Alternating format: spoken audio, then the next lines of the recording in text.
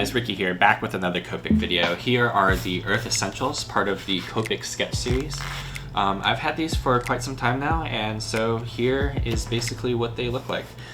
So inside, we have a mixture of greens, blues, and browns. So very earthy colors.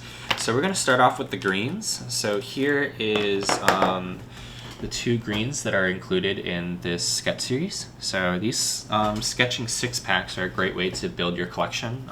These packs are very curated, and the colors work really well together. So we have a chartreuse and a grass green, so YG13 and YG17. So we'll go ahead and test out the YG13. So this is YG13 brush tip, and here is the chisel tip. Next is the YG17, the grass green, so a little bit darker.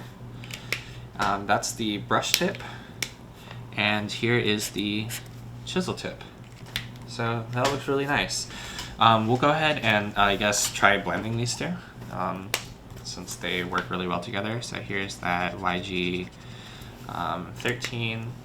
and then we can then go and gradually make a YG17, and then go back with the lighter color of YG13. So that blended pretty well. I also have a colorless blender, so we can then try and seeing if there's any significant difference. I'm going to go ahead and coat the drawing area. We'll again start off with YG13. So the blender makes it a little bit more watercolory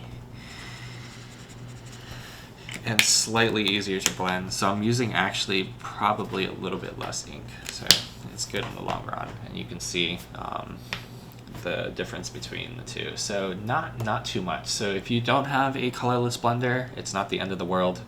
If you do have one, great. All right. So next we're going to go through and do the two browns that come in the box. So we have E34 and E39. So toast and leather. So we'll go off and start with E34. So brush tip. Then we have chisel. So you already know.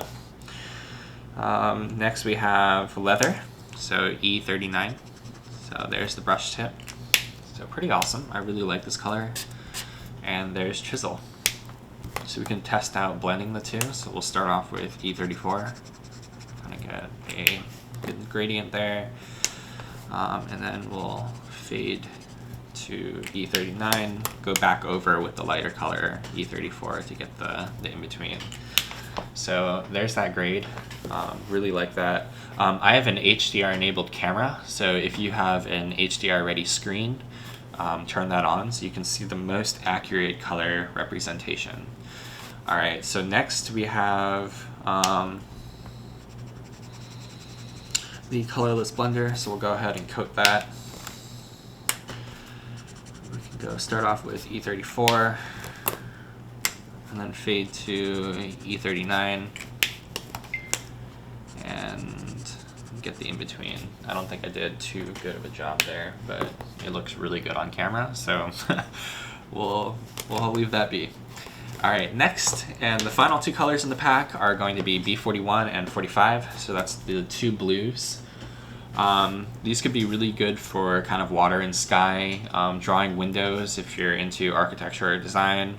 But yeah, so far in my experience, these two colors work pretty well together. So we have B41, so this is powder blue. That's the brush tip, and here's the chisel. So a little bit lighter. I've noticed the chisel, maybe because my markers have been kind of like sitting in the upright position, but the chisel tip on B41 seems to be a little bit lighter than the brush tip. So next we have B45, the smoky blue. So there's the brush, and here is the chisel. There we go. So next, let's try blending these two. So here's the B41. And we can then mix it with the B45 and then go back over with the B41 to get the in-between tones. So that's that gradient. You can get some really cool effects with these. So next we'll ink with the Colorless Blender. And we'll go over with B41. And then we'll fade to B45. And then go back with B41. So a little bit more watercolor-esque on this one. It's hard to see on camera. I'll zoom in. Here are all the 6 colors zoomed in. I should have done this a little earlier. But there we go. So a little bit more of almost like a blurred effect with the Colorless Blender, but they're quite similar. So, I mean, as I said before, if you don't have the Colorless Blender, you can make do.